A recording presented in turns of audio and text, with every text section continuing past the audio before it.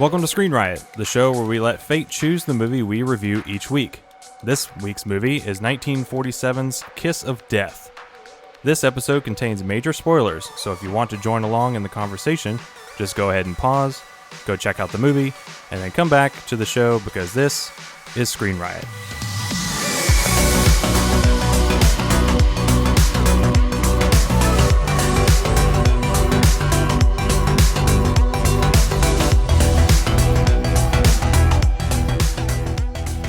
Welcome to another great episode of Screen Riot. This week's movie was 1947's Kiss of Death that was chosen by Kyle. Yeah. And he landed on the genre film Noir. And I just wanted to get something out real quick about this movie that I thought was kind of interesting. So the Rotten Tomatoes of this, the tomato monitor, or whatever they call it, for the audience was 75%. And the critics was 88%. So they're pretty close on this movie. Yeah, I can see that. And what I found interesting about this was only nominated, even though that it was touted a lot in some research that I've done, that this is probably one of the best film noirs ever made. Yeah. A lot of people said that. Mm-hmm. It was only nominated for 2 Academy Awards. Right, and one is Richard Widmark's supporting actor. Yeah. What was the other one?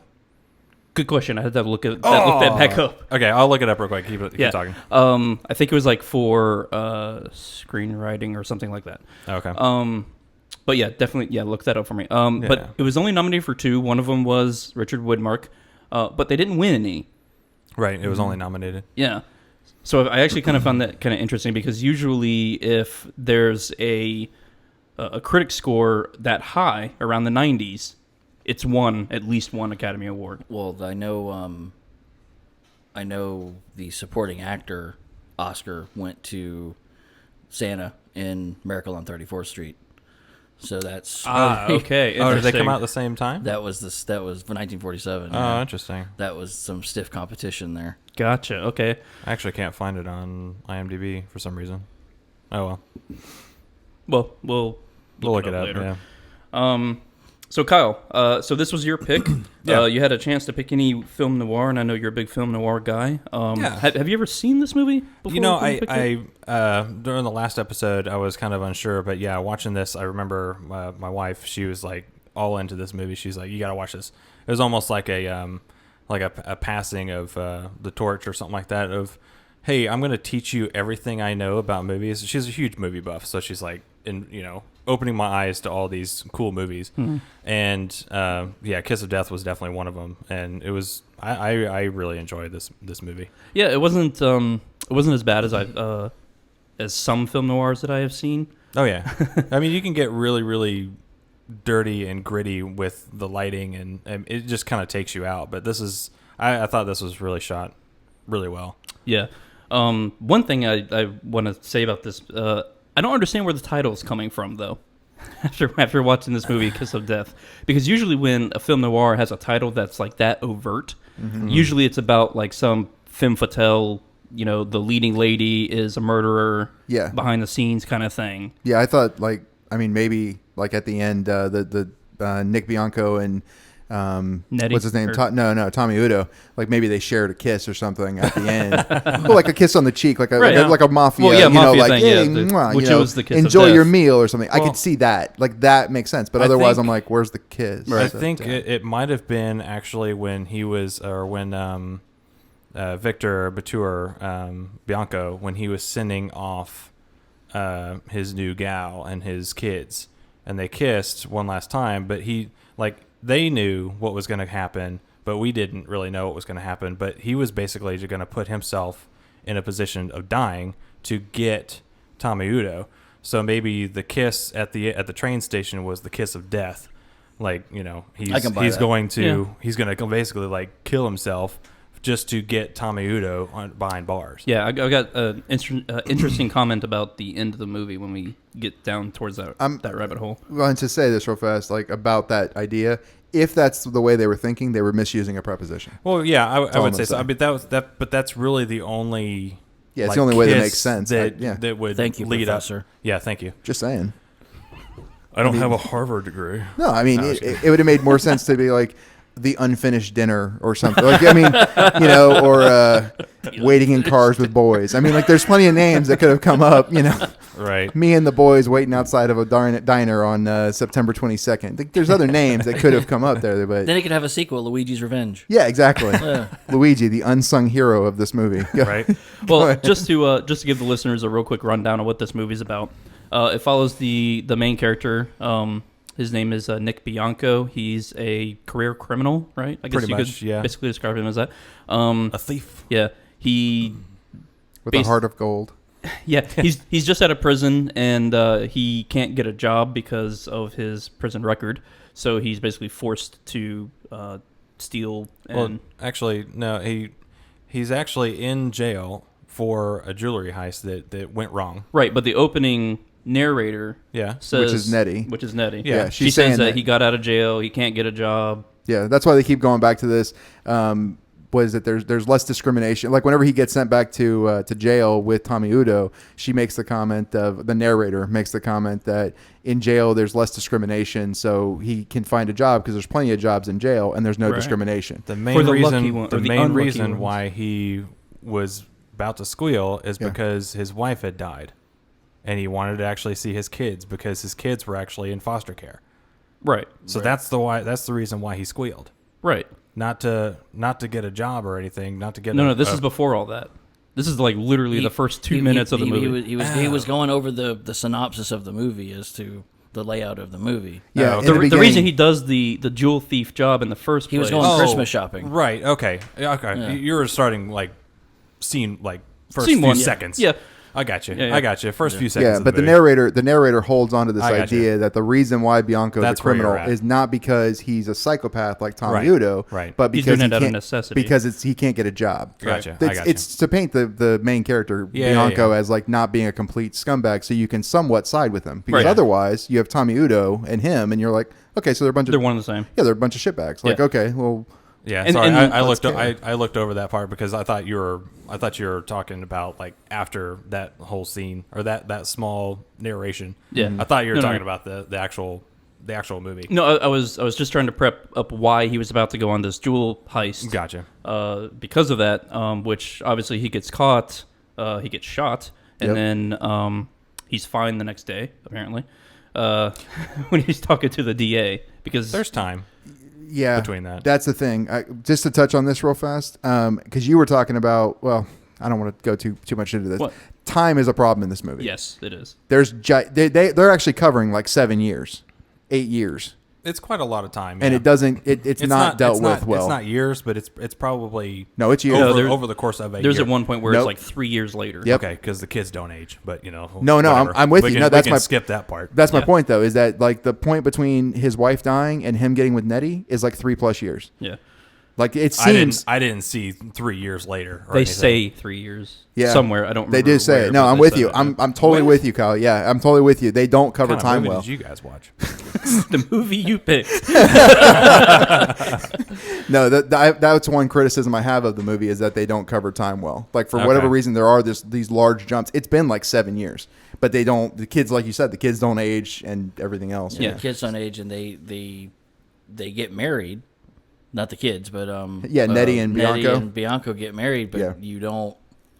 They don't. It's just all of a mention sudden. it. It's just all of Yeah. a sudden they're living in the same house. Yeah. Yeah, and the kids are. He's working at some kind of factory. Yeah, or when something. that happened, I actually thought that I didn't recognize that was Nettie at first. I thought that was like all of a sudden a flashback, like we were going to see his life his before. wife. Yeah. Oh, gotcha, Like, gotcha. So, So- it was all kind of confusing in that respect. But anyway, Back to the synopsis. Yeah, Yeah. I know we jumped. Sorry. so he does the heist. He gets caught. He has a little conversation with the DA, and the DA even Assistant DA. assistant DA. That's right. They make a point Make a point. to say that. But even the assistant DA props up the narrator about you're not like the other scumbags. Yeah, because no scumbag. Well, and it's complete BS because Right. what he's trying to say is, you've got 2 great daughters, you've got a great family. No scumbag, no real scumbag could have a family like this. So come over to the dark side of being a squealer. And Nick, of course, being the scumbag that he actually is, says no and ends up going to jail. Yeah. Yeah, So he actually, like you said, he goes to jail. He's in jail. We spend some time in jail. We don't know how long. like a year. Yeah, I think it's like a year. He gets a I was about to say a conjugal visit. So the 3 years thing, that was he's been in jail for 3 years, and over those 3 years, his wife offs herself. No. And then he's been in jail for 3 years, and then he finds out that his wife died, and then he's actually like, okay, now I'll squeal because he's been in jail for 3 years. So here's the thing: I'm not sure which way the 3 years went. I will tell you. I will be honest with that. Okay. It's either he's been in jail for 3 years and his wife kills herself. Pretty or, sure he was in jail for 3 years. Okay, that might be true. That's fine. Okay. I'm fine with that. But it's one of two ways. Right. He's either been in jail for 3 years and his wife kills herself at the end of that 3 year period, yeah. and then he decides to squeal with the DA now, Right. or he was in jail for like a year, finds out that his wife killed herself because she couldn't make her bills. The kids go off to the orphanage, and he spends like the next 2 years ish trying to get back with the DA to get back and see his kids. Either way, it's about a 3 year period. It. That's the way I took it as well. Yeah. But either way, it's about a 3 year period between when he goes in and when he quote unquote gets out, which on parole. I'm not really sure what the hell's him. happening there. Yeah, but there was a weird time where he spent another like year apparently in the city jail. Yeah. There's like this. There's these big wide gaps of time that are covered in like minutes. So that's why Kyle, I'm totally with you on like where you're unclear on the time thing because they don't cover it well. Yeah. They're all over the place with time. I mean, it says here in the synopsis, it says 3 years into a sentence, an event changes his mind. So that's his wife dying. Right. His wife stuck her head in Right. a So oven. after So 3 he's years in 3 in years jail, in prison. he finally finds out that there's obviously no mail coming to him anymore. Yes, It stopped. that's like right. 5 months. Yep. 5 months ago, there's like, hey, there's no mail. What the Yeah. hell? And then they find out that she had killed herself. Yeah, so you're right. So it was the end of 3 years. I Right. apologize. But So- it was a 3 year gap. When he went in, the kids were little. Like little. Yeah, they could hardly. I would say. I mean, they remembered him, obviously. Yeah, which doesn't make any sense because the one daughter is like maybe 7, 8 years old. The other Yeah. one's like 4. And Right. yeah, so the one was a baby when he went in, and the other one was like 4 or 5. And she's like, I remember him. And the kids are horrible actors. I was about to say you have a big passion about not liking these kids in this movie. It's not them. I mean, it's just the acting of the period. I think it's part of the dialogue too. Yeah. In that scene, they Yeah. don't give the kids anything. When he's because the kids are not great as actors, he goes overboard. He full on. I don't want to use he goes a little too far in kissing these kids. Oh, like yeah. he's like smooching them, and I'm like, oh, okay. I mean, cool. Like I get it. Like they're supposed to be your daughters, but they're not. So that's kind of weird, and it's a little strange. Yeah, it's a little strange how he did it. But I mean, I'm not calling him a kid toucher like by any means. I'm just saying it was a little strange. I mean, it was 1947. You gotta. You're right. I mean, I guess that means like his youngest daughter can run around in just her underwear and a dress that is way too short. Did you guys notice that, or was it just me? I'm like, yeah, like they couldn't find an outfit to fit this kid. Like that's how low the budget was on this movie. But okay, just saying, a little strange. And also speaking of the wife's suicide. Stuck her head in an oven. Stuck her head in an oven. Yeah. Yep. And Turn the gas on. Turn the gas yeah. on and lit it up, right? No. Or Not She lit didn't it up. light- she didn't light it. Oh, okay. No, she just breathed breathed the fumes. yeah, man. yeah, okay. Yeah. Never mind. My mind Suffocated went herself. crazy. My mind went Tommy Udo. She set her head on Yeah. fire. Yeah, it did. Because if you turn on the gas oven and leave it on for a while and then ignite it, you're blowing up the whole apartment. No, she didn't. She just said, Right. It was like it's this generation's parking your car in a garage Yeah. and, Right. and leaving it Yeah, running. yeah. Right. Because everything was gas back then. Yeah, talking about Tommy Udo, by the way, I know this guy, the actor. I know he kind of kicked off this whole weasel criminal guy act. Yeah. Psycho killer. He gangster. annoyed me. Oh, really? Yeah, more. Don't get me wrong.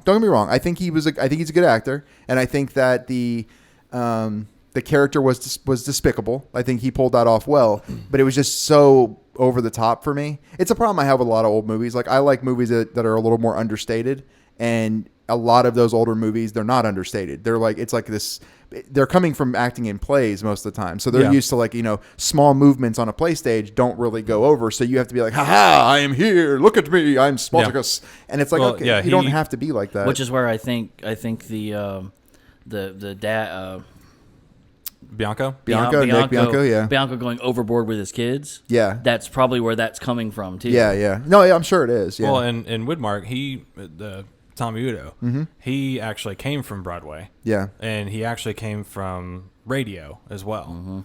So I could see that. So he was both in that in New York City. So of course this is his first Hollywood acting job. Yeah. And what's kind of interesting is Henry Hathaway, the director, he actually wasn't happy with the choice of Tommy Udo. He did not actually want him, but who did he want? Actually, I don't know who he wanted, who Hathaway wanted, but Daryl Zanuck, at the time he was a studio boss for 20th Century Fox.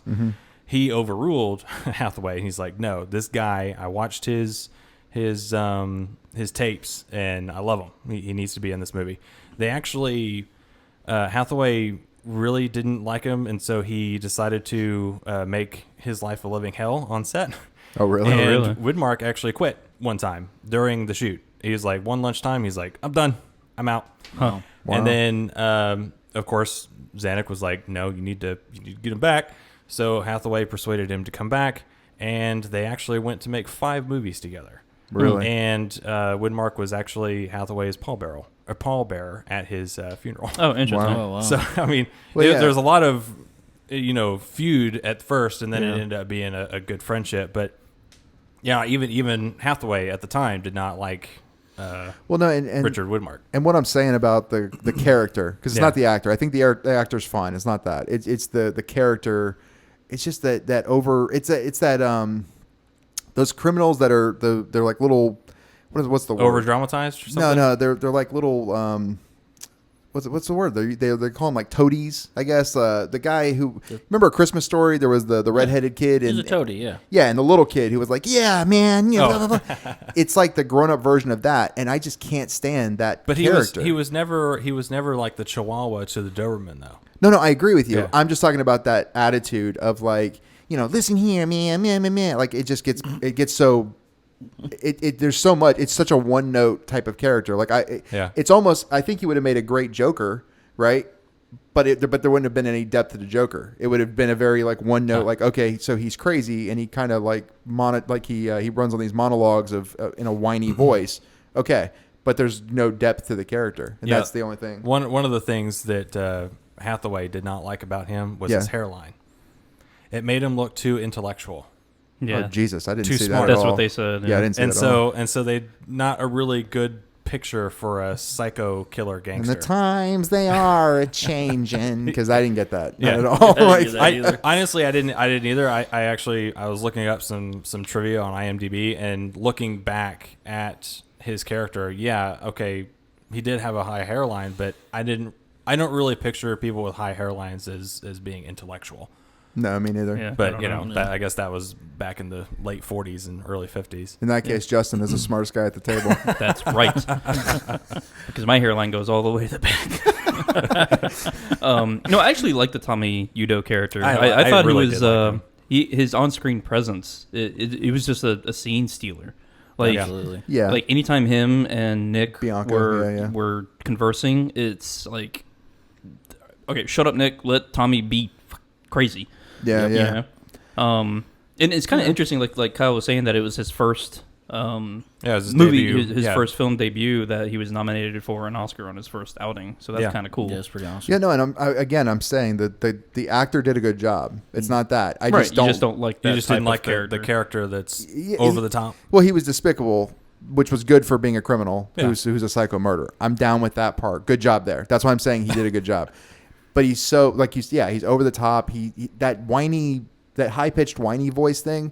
It just I don't know. It bugs me. He's my Well, pal. Yeah. He's It my just pal. oh man. Yeah, I mean, he's a Hey, villain. big You're not supposed to like him. Yeah, he's a big man. You're not supposed Yeah. to like the guy. You're right, but at the same time, I can. It's like, if I'm it's like, reviewing hey, the movie, I've look got to at- be able to look deal at with this little pipsqueak. It's like exactly. this asshole. No, Little exactly. squirt. Yeah, no, exactly. But you know 100%. what? It got the point across that you do not like this guy. Yeah. So you were actually were you happy that he got shot at the end? No, I was ambivalent. Of course. But I wasn't. The style that the film is done in, that again, that very play-like, 2-dimensional style is very hard for me to get invested in to a point where I care what happens to the characters. Like there are movies that are older movies that I do get invested in. Like I still think Citizen Kane, as far as like being an old black and white, classic film, has a lot of depth. Like all the characters, you really get to feel each one. Like when the wife is crying on the stairs, like you can feel what's happening there. So many movies from that era didn't try to cross over that until probably like 1955. I'm going to say.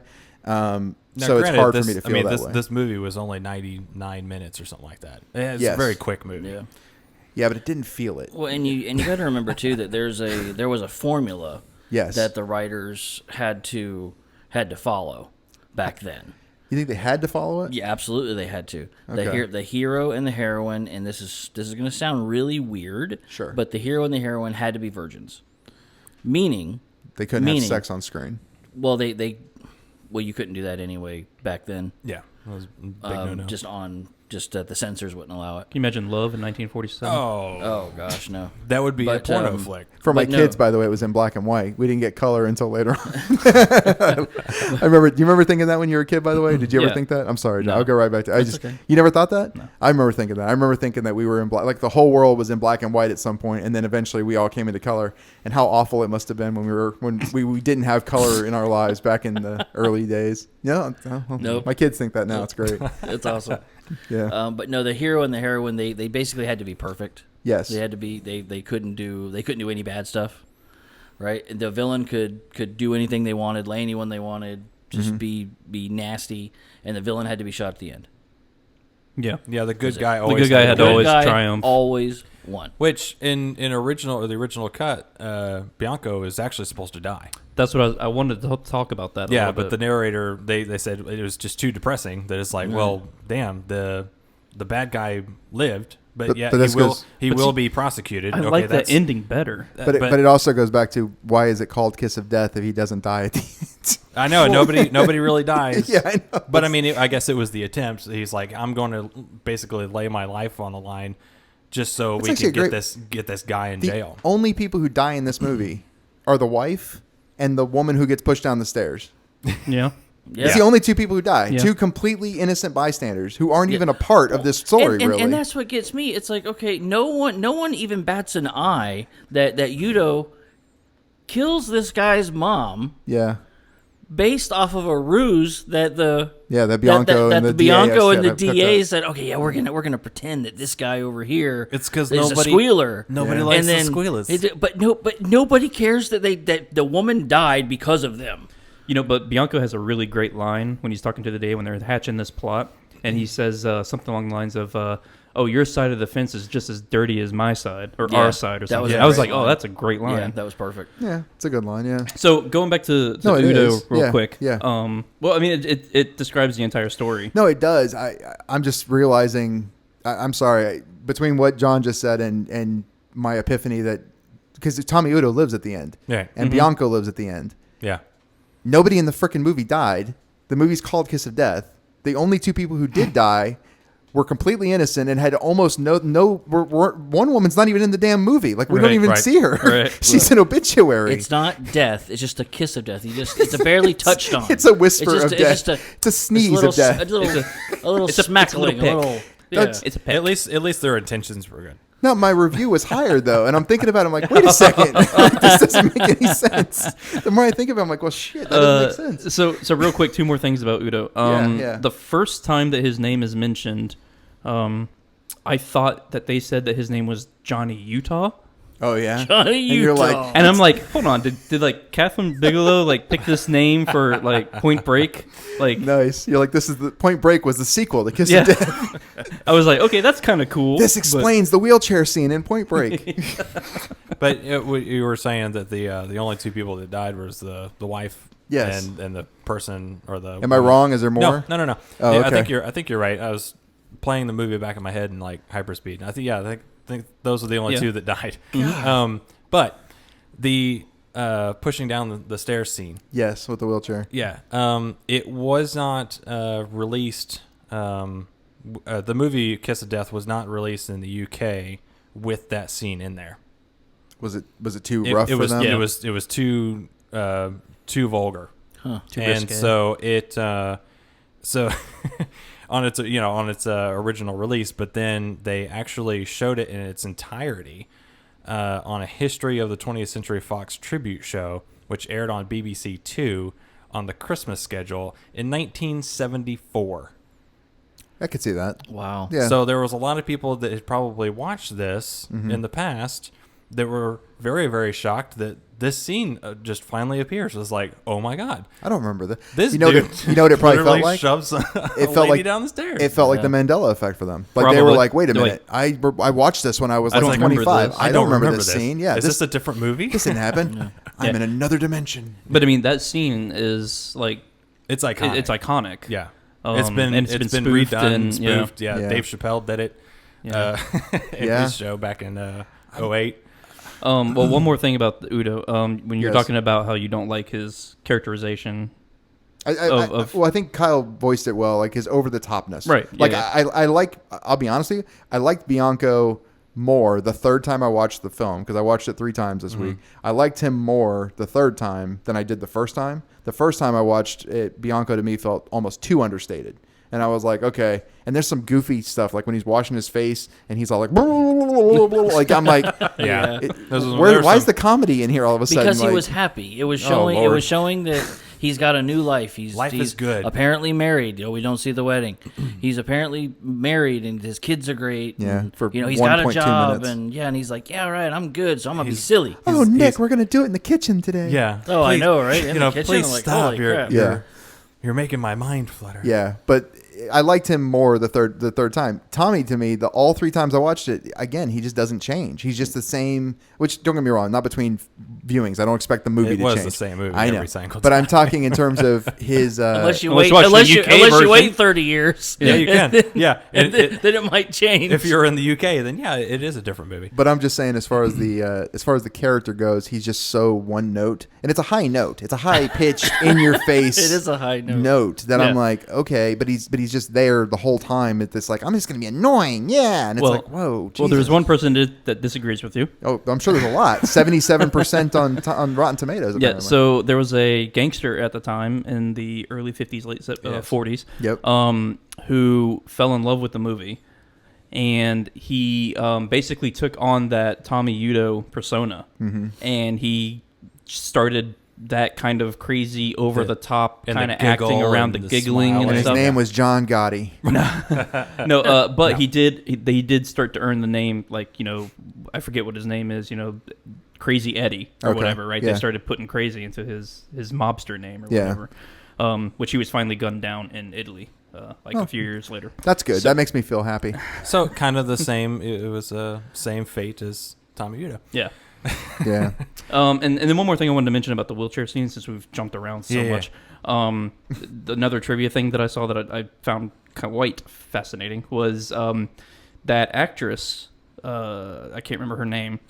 She was Mildred Dunnock. Yeah. She did the stunt, Yes. which is kind of crazy. One. Wait, so she actually went down the stairs? Yes. Wow. They threw her down the stairs. I mean, they had pads and they had a bunch of guys down there Oh to my catch her and God. everything. Yeah. You can't she even actually went see down. That's her. dedication. You It can't is, I even know. see her though. Like, But it I easily could have think been I know another. where Yeah, you know where I'm going I think with I this. know where we're going. So But what's funny is she did the stunt, kind of dangerous, thrown downstairs. A Yeah. lot Oh, dangerous. Yeah. Broke her neck. They had to do it twice Oh God. because the first time the cameraman forgot to rack the focus. whoops. Wow. Wow. And they're like, "Ooh, we gotta shoot this." Did she get hurt? No, No. she didn't get hurt, as It's- far as we know. That's No. almost like someone forgetting to set the microphones to record Hey, you know on what? a podcast. Wow. Too okay. soon? We're gonna let everybody air that out. Okay. Wow. You know what? I'm Not glad, Gotcha. that Kyle did that. I'm Oh, glad yeah, it was thanks. you, not Not me. that he did that. Jesus. Thanks. Yeah. Yeah, Well, so she anyway. had to do the stunt twice, and I just found that kind I'm of just gonna stop this recording. Feel like And someone's not- getting thrown and down not a tell, flight not of tell stairs. you guys. Yeah. I'm gonna go home. Yeah. now. It was. We love you. We don't have stairs here, but if we did, John would be going down them. Good I would Lord. break the stairs, gentlemen. Let's just face it. If We I had to I do it can't do that twice. stunt. It's what happens to squealers. Told the world that I didn't hit You know, record right. My mother threw me down a flight of stairs once. Oh my god. Just once. unless you're on the set of Kiss of Death. Now Then it had to happen And twice. Damn it. Twice. No. silly. Now, if you notice, it's kind of a weird line of events that happened. We watched Johnny Dangerously last week. Mobster movie, right? But Joe Pesci. Yeah. No, not Joe Pesci. Joe Piscopo. Joe Piscopo. It's good Lord. Joe Pepsi. Talking about two way different actors. Yeah, Joe Piscopo. He kind of sounded a little like Tommy Udo. A little bit? Yeah. No, he was exactly like Tommy Udo. Basically, who knows? He may have framed it after Well, that character. if that actor became the quintessential crazy gangster, jerk off gangster guy, well then yeah, there's been a lot of people that have basically spoofed that role. You know what I mean? So now picture this. Could you imagine James Cagney as Nick Bianco? I heard that was going to be one of their first choices. Was Cagney. I think James Cagney and Richard Widmark in the same, in like doing the, like if Tommy Udo was the same, yeah, and then you had James Cagney in there, it would they would clash a bit. Well, it would definitely make Tommy's character not as over the top, right? Because then that gap wouldn't be there. James Cagney would also be in that little I don't know area as well. But then too, would Cagney be able? I'm not doubting his acting prowess, but would he be able to make the audience like him as much as? Well, to me, that's one of the fallacies of that movie. Like, because here's the thing: like you're saying, could James Cagney have been in the Nick Bianco role? The Nick Bianco role, the way that what was his name, Mature? Yeah, Victor Mature. Victor Mature. It could have been anybody. That's what I was gonna say. It could easily be the guy from It's a Wonderful Life, the guy who plays the Jimmy dad. Stewart. Jimmy Stewart. Thank you. It could easily be Jimmy Stewart. Like I don't see that role being the way that it's played out by Mature anyway, as being like this landmark role.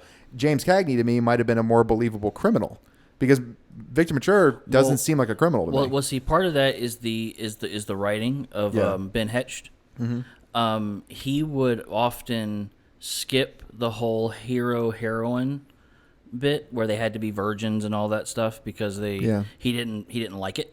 So what you're saying he didn't is like the role, so he would write movies about villains. So you're saying he got away from that formula? You said he had to. No. He got around it, but he got around the formula. Okay. By going, all right, look. I mean, think about it. Nick Bianco is a villain.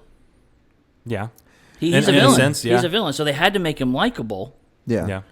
He's a thief. Exactly. He's a criminal. I don't know. Exactly. To me, he's almost ineffectual in the movie. Like you could almost take him out of the movie and the movie still continues. I felt like that. Because other than the stoolie part, other than that role that he actually gives up information that allows the DA to go after Tommy Udo and Hauser and all them. Right. The rest of the movie, I mean, where is he really part of the movie? I mean, like Tommy Udo needs somebody to kill at the end. He goes after Rizzo's mom. Right. and throws her down a flight of stairs for no reason. But I mean, other than that, he's almost, I mean, he basically does three things. He goes to jail, he rats, and then he fights Tommy at the end. Other than that, actually, he doesn't even fight Tommy. He stands outside of a car and gets shot. Which is all intentional. Yeah. Yeah. It was I know. It was all part of his plan. But what I'm saying is he didn't do anything per se. Like he called the cops. I will say that. He called the cops to have them do some action while he stood outside of a car and got shot. But at the same time, his role is so minor in the movie. And in a weird way, we're following a minor character. Well, Tommy Udo actually found out that he was a squealer.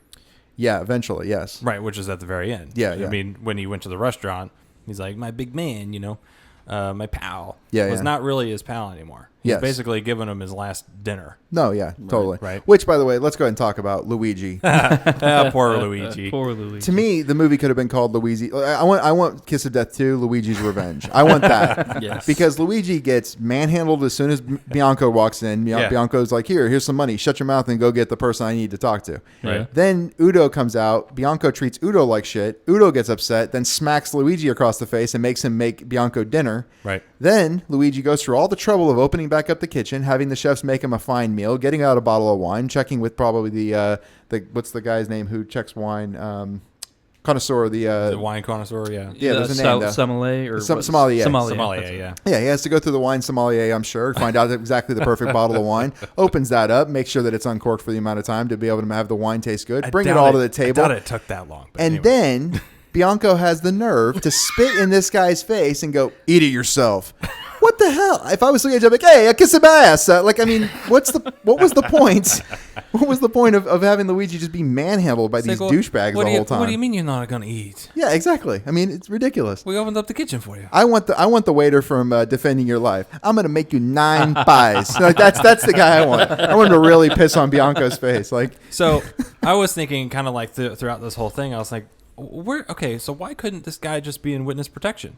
Like after Bianco? Why they talked about that. Well, why couldn't he testify and then just go into witness protection? it's a good question. Mainly because it wasn't invented. I was about to say, was it Oh, around back really? It then? wasn't around then. Now, in some cases, they probably did do some sort of, like, I'm going to just ship you totally out of town, right? So that way this... Timbuktu. That You're way going to this... Timbuktu. Yeah, and, that way and this that's it, yeah. group of people can't find you type thing. We're just going to wipe you off the face of the earth. Right. But the witness protection program actually was put into place in 1970 under the Organized Crime Control Act run by the U.S. Marshals. That makes sense. Because they did talk about it. The assistant DA kept saying, "Yo, we'll help you. We'll protect you and all that." And then Bianco kept saying, "No, the police can't keep us safe." Well, Right. Yeah. So yeah, because I mean, interesting. at the time, there was no such organization that was organized that could actually wipe these people off the face of the earth and put them elsewhere. Yeah.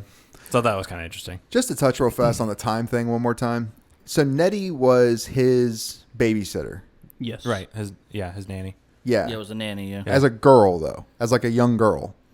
I don't she says established her age. She says something. I think it's in the kitchen. She makes a line about I've loved you since I was a kid. Yes, she does say that. Yeah. Or I loved you for a long time. She says or like something since like I that. was a kid or something like that. Like since Yeah. I was a young girl, I loved you. Like there's some weird. If there's one thing that makes him a bad guy, it's this strange relationship he's got with the babysitter. Well, I mean, if you think about it, back in the 40s, if your wife died or something like that, well, the nanny knows the kids and the kids know the nanny, so why not? Yeah, I guess if she's barely 17, Well, and I mean, jump aboard. I mean, honestly, I'm in my mind, she's like 25, 30. Okay? Yeah, she's not that old. She's around. 'Cause in there. He's not- only 29. He's only 29, John. No. You got 3. Okay, so she's got to that's be. true. She's got to be in her 20s at this point. She's got to be. She's got to be. I think Gotta she was be in like her 14. 20s. She's got to be. No. When I'm serious. When He's she not- was he's watching not- the kids. Okay. He's So only been in for 3 years. Yeah, I'm saying when she was watching the kids. I mean, she could have 3 been. years ago. She could have been watching the kids a lot. Like A lot sooner 17, than that. 16. She could have been, Yeah. just right out of high school. But he's or supposed to be something like that. 29, and she's much younger than him. Like Right. she is acting much younger than him, and she's like, "I've loved you since I was a little girl." So like, best case scenario in my mind. And again, this only goes to making him more of a criminal. I mean, if he's hooking up with a 17-year-old at 29. I don't think she was underage. She had to be in her you're talking about early 20s. But you're talking about 17 in 1947. That's like 21 now. Well, okay, so if she was the nanny, Yeah, I'm And- just and asking back- how young is she supposed to be? Because I really don't know. Well, they don't really specify. they don't really specify it. But they specified his age. Yes, the 'Cause he's supposed to be DA 29. is looking over his profile and says Bianco Nick 29. 29. Yeah. And he doesn't look 29. he looks way older. He Yeah. looks like his late 30s. Minimum. Yeah, minimum. Yeah, probably. I was yeah. actually about to say probably the early His eyebrows 40s. are actually 54.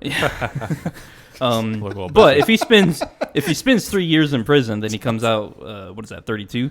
Yeah, So- they're 32, 33. Whatever. Yeah. I just. But in my mind, Sure. she's 22 to 25, around in there. Okay. I'm glad that's in your mind. Thank you. Well, because she's pretty hot. Yeah, she's very attractive. I'm like, The wow. actress She may reminded be. me. She reminded me of a. She kind of reminded me of Judy Garland. I agree with that. Okay. Yeah. Well, no. Yeah. And the actress may be 22, 25. She may be 30 for all we know. I'm Right. talking about the character. I understand. I was I talking still about think that. the character is in the early In her 20s? Early 20s. But in your mind, this is over the course of 7 years. That's so even true. if she was 18, she's now 27. Do you know how old the actress was at the filming of this? No, I'm going to guess she's 19. Oh wait. Oh, I did the I just math looked it on Victor. Oh, did you? Yeah. Okay, what's Victor Victor? was 38, wasn't he? No, he's 40. 34. 34. 34. Yeah. Okay. He looks much older. Yeah, Yours were hard He in was 1947. he was 34 in 1947. Yeah. It's like they went through a world war recently. Go ahead. So Nettie, her real name is Coleen Gray. Yep. She was born in 1922, so she was 25. She was 25. 25. Yeah. Okay. See, you can still think she's hot. I wasn't arguing the actress's age. I am right. I wasn't arguing the actress's age. I was saying We the don't argue character. here The on this character's show. age, yeah. We riot on this show, actually. Woo! I'm going to throw a damn bottle at you in a second. No, in all seriousness, no. I'm not arguing the age of the actress. The age of the character, though. She says, "I loved you since I was a young girl." That's a weird comment to make. Yeah, but Well, let's just assume that she's 25 in the movie too. and just move on. And move on. Yeah, Let's just move on. she's of Fine. age. She's Fine. in her early 20s. Let's just Oh, go. fine. I will acquiesce for the time being. But there, you mentioned something about it was after war. Yes. Right. Well, when he actually got into a cab, it wasn't actually like a checkered cab. Like they didn't have any of those around that time. They, all the checkered cabs were like melted down for like planes and tanks and all that kind Right. of crap. Yeah. It was Oh, used yeah. for the So, war effort. yeah, so this car, I saw it somewhere. I wish I could bring it up real quick, but this car was not a real taxi. It was just like something that was, we'll just make it look like a taxi because there was none out there in Right. New York City around that time. Well, they made that. They had that title at the beginning that's like, all the places interior and exterior are real locations in New York City. I'm like, Yeah. okay, cool. But some of them they don't look real. They may have been real, but they don't look it. I don't know how they pull that off. I read about this. They did a quote unquote good job of making real life locations look like a soundstage. Oh, Jesus. I would want the opposite. Well, I would I want a know, soundstage I know, to look like right? a Oh, real you know what's place. funny? The opening scenes is all stock footage, Yeah. and it was shot back in 1929. Oh, interesting. wonder how many people Because are there's picking a that billboard on, or at least the shot from Broadway. There's a billboard that I can't remember who it is, but it was something that came out in 1929. It was Now remember the Jeanette McDonald in the Love Parade in 1929. Yes, that's it. The Love Parade. I remember the film doesn't say it was shot at the time that they say it was going. It was shot in the locations that they say. Right, they're I know. shooting at. I just found it interesting Right. that they used stock footage from that far, 17 yeah, years that ago, long ago, 18 years ago. And the being shot on location, on actual locations, there was actually a toilet visible in Victor's jail cell. Yeah. Or Nick Bianco's jail Yes, cell. yes. Which was the sight of toilets was generally banned in films. Right. I know, scandal. Until Alfred Hitchcock managed to break that taboo in Psycho. Get John Crapper on the phone. 1960. Get John Crapper on the phone. I was going to say that other cut love scene between Tommy Udo and Nick Bianco in the jail cell was also very taboo at the time. Oh dear. How long you been in for? Not long enough. That's Hathaway's secret cut. That's my pal. That's my pal. He said he swore he's his pal for the rest of the movie. it's a big man. He's a big man. Yeah, Jesus. Come on. But I'll have to say though that I texted Kyle. I was 35 minutes in, and I texted him. I said, on the first run? on the first run. I was 35 minutes in, and I'm like, wow, man, I'm hooked. I got hooked in the first 10 minutes of the film. Okay. The story, it really made me feel, right at the beginning, it made me feel for Nick. Because he's, they're saying, he's been discriminated against because he can't get a job and all that stuff, and he's been having to go back to a life of crime. So I'm kind of like feeling sorry for the guy.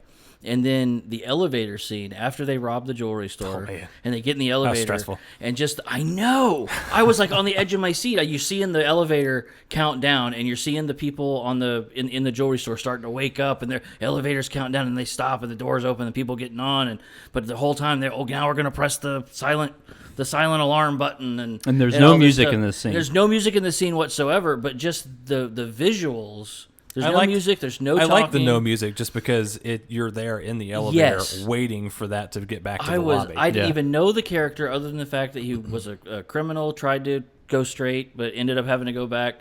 And I was on the edge of my seat, and I was rooting for him to get out. I'm like, come on. He get almost down. did. Come on. I was going to Yeah. say the director does a really good job with tension in this Yes, movie, I and think so. and I noticed that elevator scene too when I was watching. And the other scene that I thought was really well done was when they were when him and Nettie were in their house in their living room at really late at night, and they were talking about how Tommy's going to come at some point. We got to get ready, kind Yeah, of thing. yeah. And you hear all the stuff in the background, like the neighbor coming home. Yes. You know, in the corridor, the whole time you know People taking out the trash or something like that. Yeah. yeah, the whole time you know that this confrontation is going to happen at some point. Mm-hmm. But the sound effects that they used for in the lighting with the car lights and the headlights and all that, and it just that I was on the edge of my seat. It was like, oh, is that him?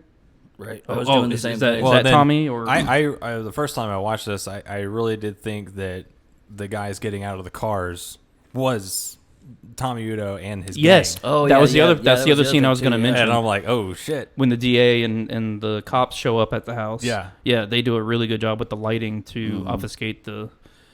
I'm going to use that word every episode, I think. Obfuscate? Obfuscate?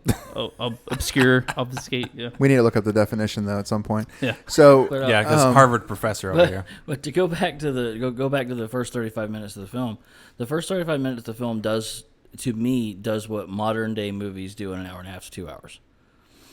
Huh. It really does. Because, think about it. We had a jewelry heist. Yeah. We had the guy getting away. That's all we had. Right. Right. It's a very simple scene. And a shootout. And a shootout. And a shootout, right? The jewelry heist would have been 10 or 15 minutes because you had a car chase in there. Yeah. You know, he'd get out and he'd go to the car chase. Then you'd have 10, 15 minutes of meeting with lawyers and getting sentenced by a judge. Then you have another 10 to 20 for what prison life is like. And doing the death of the wife, they would actually show the death of the wife and all that stuff. She would have came to the prison like, oh, I'm so sad. I miss you all this so stuff. much. Oh, it'll be okay. I thought you were going to say I'm so high. And then right, wow. And then Too soon? 10 to 15 minutes in the warden's office, trying to get talk to the lawyer again. So I mean, just keep going. It did a lot in those 35 minutes. Yeah. but I'm going to argue one thing. Of course you are. Well, I agree with you. Okay, it did a lot in those have depth, John. They basically sacrificed all that, and they made it to where Kyle didn't even know what the timeline for this fucking film was. Like he's not sure if it happened in 15 minutes or 15 years. Like there's no time. So what you're describing, like, well, yeah, he goes from the jewelry heist to the DA's office. Yes, that takes place. How long is that though? Like, was he sitting in a jail? He apparently got shot at the jewelry heist, leg. and then literally the next minute, he's in the DA's office, and he's walking around fine. Yeah. So what's that timeline? So I mean, there's something to be said for both styles. I agree with what you're saying in terms of they got a lot of information out, but I don't know if it was necessarily beneficial to do that. You know what I mean? I liked it. Yeah. Well, and that's one of the things about this is we can all like what we like. That's right. But I will say though that I didn't dislike the film. I thought the film was good for 1947. I think that there's parts of it that hold up even against today, but there's not as many parts that I could say hold up against films of today. You know what I mean? Like there are movies from back then, like Citizen Kane, for instance. I keep going back to it just because it's such an easily well-known movie. But there's parts of that movie that you could even put up against today, and you're like, yeah, no, it still holds up. Right. But there's not. I couldn't go to as many parts with this. The kids in particular. They're just so they're just off-putting. Well, they're set design. They're pieces of scenery. Right. They have no real costuming. Yeah. Basically, I mean, they're just little like they're completely disposable. They're a plot device. That's all they are. That's all they are. They're completely disposable, 100%. The girl Nettie is kind of the same thing. I mean, again, she's cute. I'm with you on she's cute. By the way, John, I love how you always go there. But she's not necessary to the film, I don't think. I mean, you could eliminate her and just have it be him going for his kids. It's part of the family element. I'm with you, but I mean, it could just be him trying to protect his kids, and we get the same movie. Right. So I mean, to me, the interesting part, which totally gets glazed over, is Hauser, the lawyer. Mm-hmm. Yeah. He's a freaking crooked ass lawyer, really dictating all of these criminal things, and once everybody knows it. Well, not everybody knows it until Bianco tells the DA. Yeah, Hauser was the one that Rizzo takes to be the fence. What I meant was they know of Hauser and his and how he works, pseudo involvement of a lot of criminal activity. That's what I meant to say. I get, but see, I didn't think it was really verified. Go, Hauser.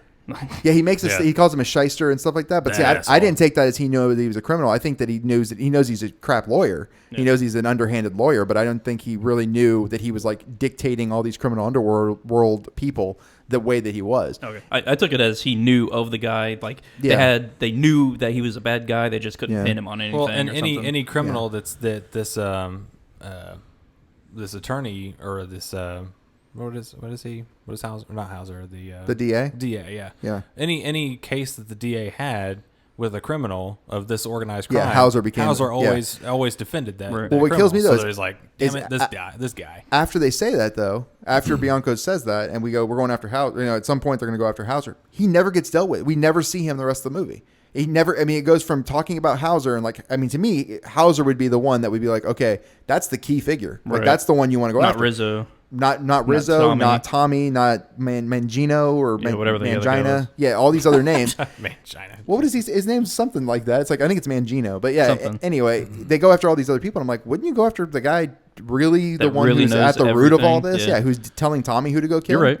I mean, but we don't even see him on screen again. Yeah. It's very I strange. mean, the last part he's even mentioned is the DA is on the phone with Nick, with Bianco. It says the court and case says- fell through or something, right? Well, he said that the lawyer, that Hauser called him to gloat that he got Nick to get on parole, oh, okay. Yeah. which was all the DA's doing to get him on parole. Yeah, it's just weird how that got dropped. Yeah. But again, I mean, going back to what John was saying about the speed of it all, I think if they had taken a minute, not an hour, but just a little bit longer to kind of flesh that out, or at least tell us what happened. Like, did he die? Did he go to jail? Like, what happened to the dude? Like, he seems like a pretty key character. He lived a but- happy criminal life. Continued being a scuzzbucket lawyer. Yep. Yeah. Okay. I mean, Tommy, we know gets shot and lives, and thank you, Nick. We got him just like we wanted him, alive, and it's like, okay, it's a very Yeah, because he well, got Well, shot now he's going like to spend the rest of his years life in jail. Yeah. Yeah. Well, because Yeah. that's all DAs want. They just want people to rot in jail, not hell. I guess. All right, Kyle, since you picked the movie here, why don't you go ahead and give us a score, and what do you thought? Final thoughts. Well, final thoughts is, I mean, overall, I really did like this movie. It's a good film noir movie. I think I'm gonna give it a 7.1. Okay, a 7.1 from Kyle and John. Nice. I really enjoyed the movie. Like I said, the first 35 minutes, I think the story did what most modern day films would do in 1.5 to 2 hours. I'm gonna give it a 7.2. 7.2 for John. Okay, and then Eddie? Kind of going right off of what John just said, and off of what we discussed during the whole thing, it's the opposite of the reason that you just picked. It's issue with time, because it doesn't denote time well whatsoever. It leaves the audience confused, and a lot of the story gets left feeling very two-dimensional on a story that I think they meant to be very three-dimensional.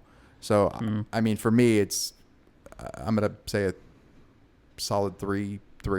Like a 3. Yeah. All right. I enjoyed the movie more than I thought I was going to. The opening really hooked me, like you were talking about, John. Like I liked the whole tension building that this director was doing, and I liked seeing that in multiple parts of the movie too. There's not many movies that do that to me, like where they have like good tension builder kind of stuff. So I was actually gonna give it a 7 as well. Solid 7. I just realized too, by the way, I forgot to mention, also the fact that the name doesn't make any sense. The more that I That think is about true. that bugs me. That is I'm like, true. yeah, no, the kiss of death thing doesn't make any sense. The only two people who died was the wife that we never see on screen, and the woman who had nothing to do with any. She was a completely innocent woman. Yep. So yeah. that So bugs me. between all those scores, it averages out to be 6.075. So I'll just go ahead and round that up to a 6.1. Okay. All right. So thanks, guys, for joining us on this episode. We got one more thing to do before we leave, and that's going to be the spin of the Wheel of Fate. So all the hosts are back on the board, so it can be any 4 of us. Back on the board. But remember, the genres that we knocked off so far were mystery, comedy, drama, and film noir. So those are off the board and cannot be repicked. So John, go ahead and spin for the host. Yes.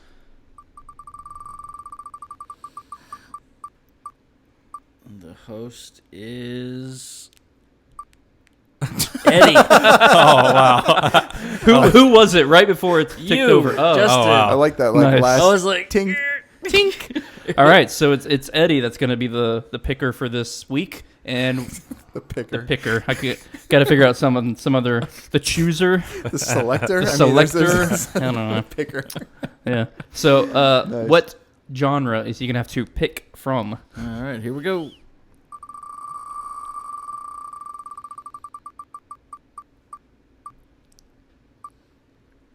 Action adventure. Oh, Okay. That should be all right. So, Eddie, your job to pick an action adventure movie to force us all to watch. It better be more than a 2-dimensional movie. That's right. Oh, don't worry. It better have age appropriate. This action people and- adventure movie is going to have basically depth like That's right. Johnny Dangerously? no. Yeah, that's what you're going to say. Oh yeah. It better be critically acclaimed. So yeah, let's do The Man with the Iron Heart from 2017. 2017. Yep. Man with the Iron Heart from 2017. 2017. You want to give a quick synopsis of it? As the German fascists expand their Holy borders, shit! scorching. Forgot to tell the audience to turn their volume down. Oh, sorry. As the German fascists expand their borders, scorching Europe from end to end, 2 brave Czechs of the resistance prepare for a suicide mission to assassinate Reinhard Heydrich, the hideous Ooh. masterminds behind the final solution. Gotcha. Okay. So, like I said, it's a movie right up your alleys. Yeah. It like is listed I'm on down. IMDb as an action biography thriller. Okay. So that's close enough to action adventure, I think. And it apparently has a 6.4 on IMDb, which God knows what that means. But yeah, so yeah, Nice. that's where we're at currently. All right, so the next movie we're going to be watching is Man with the Iron Heart from 2017. It sounds like it'll be a good one. Just wanted to remind everybody to go to our website at americanpodcasting.net. There you can go to our shop, get some merch. We got some cool stuff from all of our shows there. And we're also launching our Patreon page. So that's patreon.com/Screen Riot. So thanks again for listening, and bye, everybody. See ya. See you. Later.